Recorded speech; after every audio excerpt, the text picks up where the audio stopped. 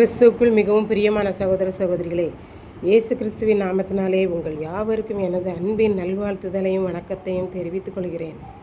இன்றைய பகலின் குளிர்ச்சியான நாளின் தியான வசனம் யோவான் எழுதின சுவிசேஷம் 15ஆம் அதிகாரம் 9ஆம் வசனம்.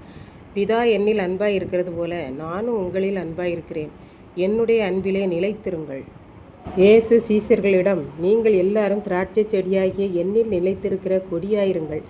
அப்பொழுது மிகுந்த கனிகளை கொடுப்பீர்கள். நானும் சந்தோஷப்படுவேன். என்னை அனுப்பின பிதாவாகிய தேவன் என்னை விட சந்தோஷப்படுவார் என்று இயேசு கூறினார். நீங்கள் என்னில் நிலைத்திருந்து என்னுடைய வார்த்தையாகிய வேத வசனம் உங்கள் மனதில் வாழ்க்கையில் நிலைத்திருந்தால் நீங்கள் என்னிடத்தில் எதை கேட்டுக்கொள்வீர்களோ அதை பிதாவானவர் மகிமைப்படும்படியாக உங்களுக்கு செய்வேன் என்கிறார்.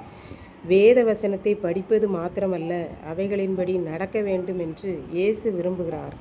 நீங்கள் மற்றவர்களிடம் அன்பாயிருப்பது, எப்பொழுதும் சந்தோஷமாயிருப்பது, ஆண்டவர்களுக்குள் மகிழ்ச்சியாயிருப்பது, ஒருவருக்கொருவர் பொறுமையாயிருப்பது, சண்டை போடாமல் இருப்பது போன்ற கனிகளை கொடுப்பதனால் பிதாவாகிய தேவன் உங்களை உண்டாக்கினதிலே சந்தோஷப்பட்டு மகிமைப்படுவார். எனக்கும் நீங்கள் பிள்ளைகளாய் இருப்பீர்கள் என்று இயேசு சீசர்களிடம் கூறினார். நாம் எல்லாரும் சத்தியத்தின்படி நடக்க வேண்டும் என்பதற்காகவே வேத வாக்கியங்களை எல்லாம் தேவனுடைய பரிசுத்த ஆவியினால் எழுதி வைத்திருக்கிறார். நாம் அனுதினமும் அதை படித்து கைக்கொள்ளுவதனாலே ஆண்டவர் சந்தோஷப்படுகிறார், மகிமைப்படுகிறார் என்று பார்க்கின்றோம். பிதாவாகிய தேவன் குமாரனாகிய இயேசு கிறிஸ்துவின் மேல் அன்பாயிருக்கிறார். ஏனென்றால் இந்த உலகத்தில் வந்து பிறந்து வளர்ந்து ஊழியம் செய்து நம் எல்லாருடைய பாவங்களுக்காகவும் இரத்தத்தை சிந்தும்படி தன்னுடைய ஒரே குமாரனை அனுப்பினதினாலே அவர் மேல் அளவில்லாத அன்பு வைத்திருக்கிறார். அதே போல இயேசு என்னும் ஒரே பேரான குமாரன் நம்மேல் அளவில்லாத அன்பை வைத்திருக்கிறார். அந்த அன்பு நம்மேல் எப்பொழுதும் இருக்கும்படி நாம் பார்த்து கொள்ள வேண்டும். இப்படித்தான் ஒரு ஊரில் ஒரு குடும்பம் இருந்தது. பெற்றோருக்கு ஒரே மகன் இருந்தான். அன்பு என்கிற போர்வையில் மிகவும் செல்லமாகவே வளர்த்தனர். நன்றாக படிக்க வைத்தனர். படிக்கும்போது அவன் கெட்ட நண்பர்களுடன் சேர்ந்து சூதாட்டம் விளையாடுவதில் ஆசை கொண்டு அடிக்கடி பள்ளிக்கு கல்லூரிக்கு செல்லாமல் விளையாடுவதற்கே சென்று தன்னை கெடுத்து கொண்டான். அக்கம் பக்கத்தில் உள்ளவர்கள் எல்லாருடைய பிள்ளைகளெல்லாம் நன்றாக படித்து வேலைக்கு செல்லுகிறார்கள். இவன் மட்டும் சூதாட்டத்தில் பைத்தியமாக இருந்தான்.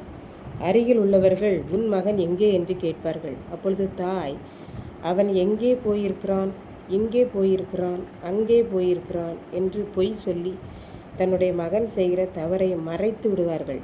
காரணம், மகன் மேல் வைத்திருக்கிற அளவு கடந்த அன்பு. இன்னும் சிலரை கேட்டால், என் மகனைப் போல நல்ல பையன் இந்த உலகத்திலே இல்லை. இவனுடைய நண்பர்கள் இவனை வழி விலகி போக பண்ணுகிறார்கள். மற்றபடி என் பையனிடம் எந்த குற்றமும் இல்லை என்று பெருமையாக சொல்வார்கள். காரணம், தன் மகன் மேல் வைத்திருக்கிற அளவில்லாத அன்பு என்று நாம் பார்க்கின்றோம். இதை கேட்டுக்கொண்டிருக்கும் எனக்கன்பானவர்களே, இதைத்தான் நம் ஆண்டவர் கூறுகிறார். என் தகப்பனாகிய பிதா என்னிடத்தில் அளவில்லாத அன்பு வைத்திருக்கிறார் என்று. உலகத்தில் சாதாரண தாயே மோசமான பையன் மேல் இவ்வளவு அன்பு வைத்திருந்தால் தேவாதி தேவன் நம்முடைய ஆண்டவராகிய இயேசு கிறிஸ்து குமாரன் மேல் எவ்வளவு அன்பு வைத்திருப்பார் என்பதை நாம் சிந்தித்து பார்ப்போம். அப்படியே நம் ஆண்டவர் நம்மேல் அளவு கடந்த அன்பை பொழிந்து கொண்டிருக்கிறார். அந்த அன்பு எந்நாளும் நமக்கு கிடைக்க வேண்டும், நிலைத்திருக்க வேண்டுமானால் அவர் விரும்பியபடி நாம் ஆவியின் கனிகளை அளவில்லாமல் கொடுக்க வேண்டும். நம்முடைய கனிகளை பார்த்து அவர் அன்பு நம்மேல் நிலைத்திருக்கும். கர்த்தர் தாமே இந்த வார்த்தையில் ஆசீர்வதிப்பாராக. ஆமென். ஜெபம். அன்பின் ஆண்டவரே, இந்த அருமையான நல்ல நாளுக்காக நன்றி செலுத்துகிறேன். இப்பொழுதும் இந்த வார்த்தைகளை கேட்டுக்கொண்டிருக்கிற ஒவ்வொரு பிள்ளைகளும் கனிகளை கொடுத்து உம்முடைய அன்பிலே நிலைத்திருக்க உதவி செய்தரணும். மீட்பர் இயேசு கிறிஸ்துவின் நாமத்திலே தாழ்மையோடு வேண்டிக் கொள்கிறேன் பிதாவே. ஆமென்.